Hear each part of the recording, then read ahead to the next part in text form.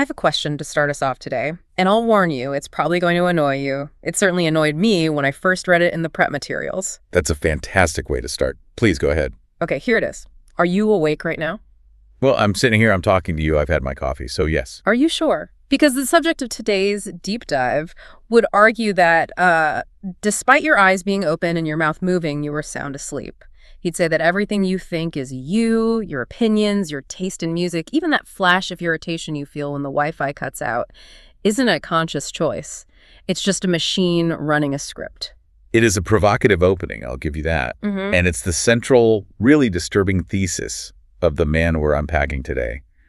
George Ivanovich Gurdjieff. Gurdjieff, yeah. Depending on who you ask, he was either a mystic, a philosopher, a master psychologist, or a complete charlatan. He is definitely one of the most enigmatic figures of the 20th century. And honestly, the charlatan label, that usually comes from people who didn't quite get what he was trying to do. He didn't offer comfort. He wasn't offering a warm hug or a promise of heaven. He offered a mirror. A very unflattering mirror. Exactly. His core message was that man is asleep. He believed we walk through our entire lives, from birth to death, in a state of, like, waking hypnosis. We react, but we don't act. We have no true will. It sounds like the plot of a sci-fi movie like The Matrix before The Matrix even existed. But before we get into the terrifying idea that I'm a robot, let's set the stage. Who was this guy? Because his background from the source material, it feels like an adventure novel that got rejected for being too unrealistic. It really does. He was born around 1866 in the Caucasus region of the Russian Empire. Now, you have to remember, this is a place that was a massive crossroads of cultures. Armenians, Russians, Turks, Persians, just a melting pot of ancient traditions. And he seems to have really leaned into that mystery. Oh, he intentionally cultivated it. He wanted to be a riddle. The sources mention his book, Meetings with Remarkable Men, and I started reading excerpts, and it's just wild. He's traveling through Central Asia, the Middle East, Egypt, Tibet. He's in gunfights, finding secret maps, infiltrating hidden monasteries. Do we even know how much of this actually happened? That is the million-dollar question. Most scholars agree it's likely a blend of autobiography and allegory. But whether he literally found a map in the sands of Egypt matters less than what drove him. He was obsessed with a very specific question. Which was? Why is human life so full of unnecessary suffering? That's the driving force. He was convinced that the ancient Egypt, Babylon, these lost brotherhoods in the East, possessed a specific science of consciousness, not a religion, but a science. And he believed modern humanity had completely lost it. So he spends decades hunting for this knowledge, and when he finally surfaces in Moscow in the early 1900s to start teaching, his conclusion is basically, I found the truth, and the bad news is you are all zombies. Harsh. But yeah, pretty accurate to his teaching. He viewed the human organism as a machine. Okay, let's push back on this, because I think most listeners, and myself included, feel like we make choices all day long. I chose to wear this shirt. I chose to eat oatmeal for breakfast. I chose to come record this. Gurdjieff would ask, did you choose the oatmeal?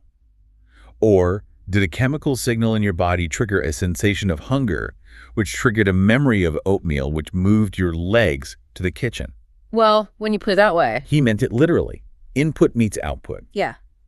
He argued that humans are these complex apparatuses that just respond to external stimuli. We don't really do anything. Things happen to us. So give me an example of how this plays out psychologically. Think about the last time someone insulted you.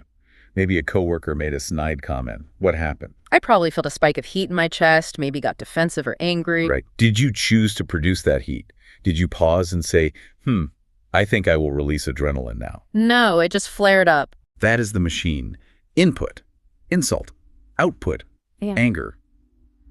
Gurdjieff argued that because we have this voice in our head, the narrator, we rationalize it after the fact. We say, I decided to be angry because he was rude. But Gurdjieff says, no, the anger happened to you just like rain happens to the ground. You were a passive bystander. That is incredibly unsettling. It completely strips away the idea of the unified self. And that's the next big concept. The many eyes. Many eyes. This was the part of the notes that actually made me laugh because it explains my procrastination habits perfectly. It explains everyone's habits. Gurdjieff argued that we don't have a single permanent I. We are a committee. A committee of idiots. Often, yes. Think about it. You wake up at 7 a.m. and one I says, I am going to the gym. I am dedicated to health. And that I is totally sincere. But 5 minutes later, a different I wakes up. the one that likes warmth and comfort, and it hits the snooze button. And then at 7:30, a third I wakes up and feels guilty about the snooze button. Precisely. And none of these I's know each other. Or if they do, they don't respect each other. The I that promises to start a diet on Monday is not the same I that is staring at a menu on Tuesday night. So we're basically a ship with a mutinous crew and no captain. That is the perfect transition to Gurdjieff's most famous metaphor, the carriage. I love this visualization. It really helps make sense of the mess. So visualize a horse-drawn carriage. You have 4 parts: the carriage itself, the horse, the coachman, and the master inside. Okay, break it down for us. The carriage represents the physical body. It's Yeah. the hardware. The horse represents the emotions. It provides the power, the movement. The coachman is the mind, the intellect that is supposed to hold the reins and steer. And the master is the true conscious self, the I, that should be giving orders. So in a perfect world, an awake world, the master tells the coachman where to go, the coachman guides the horse, and the horse pulls the carriage. Smooth sailing. Correct. That is inner alignment. But Gurdjieff said, look at the average person. Look at you and me. What's the reality? The reality is a disaster. The master is absent, or asleep in the back, maybe hungover. The coachman, the mind, is asleep in the box, or maybe he's distracted, checking his smartphone. The reins are loose. And the horse? The horse, the emotions is wild. It's spooked by everything. It sees a shiny object and runs toward it. It gets scared by a noise and runs into a ditch. And the carriage, the body, is in disrepair because no one is maintaining it. This feels uncomfortably relatable. It's that feeling when your mind knows you should be working, the coachman, but you feel this emotional drag or anxiety, the horse. So you end up scrolling social media for 2 hours while your back hurts, the carriage. Exactly. And because the master isn't there, the coachman just does whatever the horse wants. We are driven by whichever part of us screams the loudest in that moment. So the goal of Gurdjieff's work, which he literally just called the work, is to fix this carriage, to wake up the coachman and tame the horse. Yes. But here's where he diverges from most spiritual traditions. He didn't tell people to go to a monastery. Right. The notes distinguish between the traditional paths and his 4th way. He identified 3 traditional ways. The way of the fakir mastering the body through pain and struggle. The way of the monk mastering emotions through faith. And the way of the yogi mastering the mind through meditation. But his beef with those was that you have to leave society. You have to go live in a cave or a cell. Correct. He said those paths are for the specialists. But what about the common person?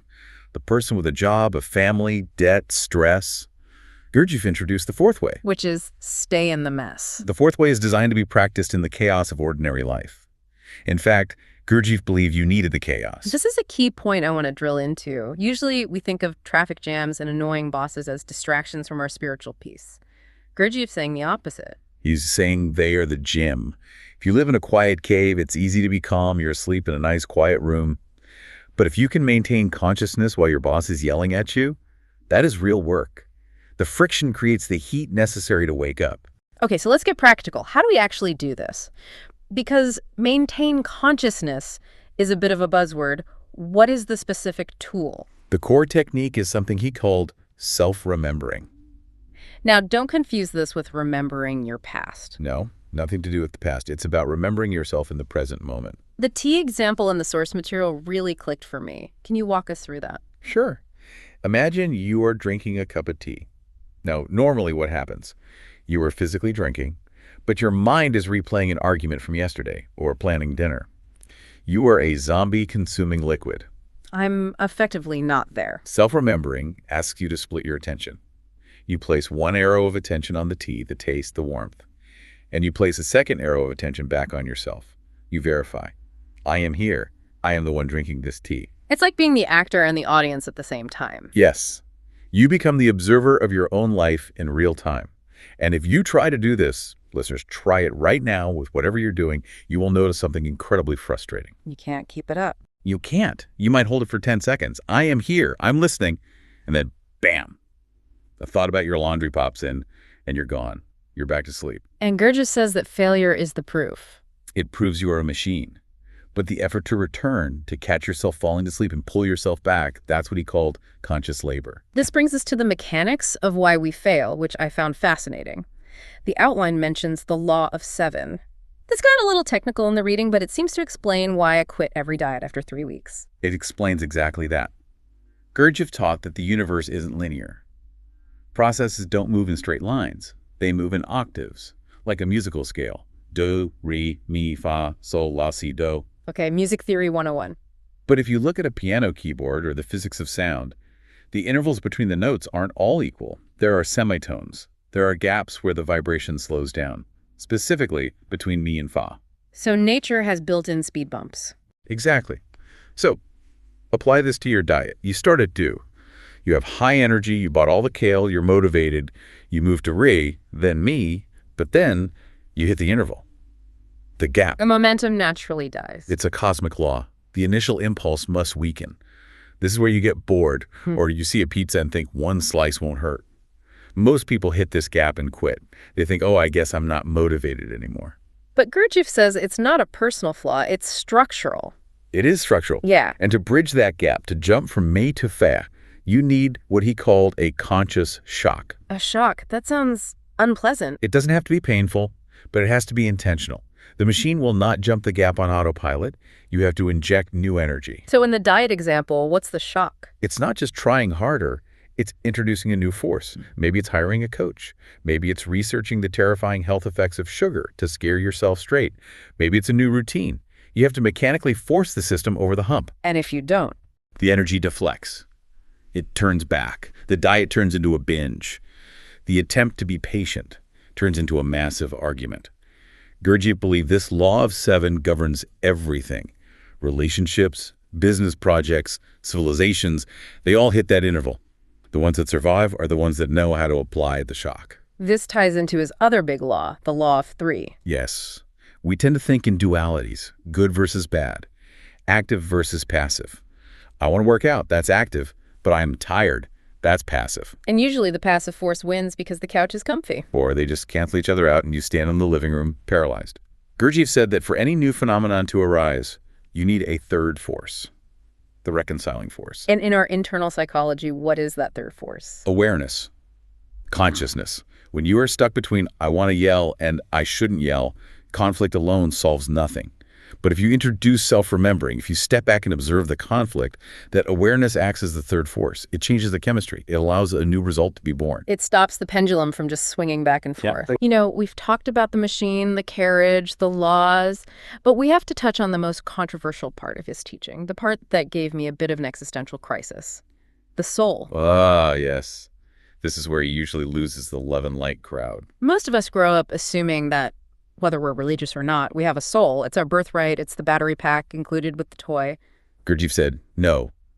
You are born with the potential for a soul, but as you are now, you don't have one. You don't have one. That is high stakes. He argued that a soul implies something unified, permanent, and conscious.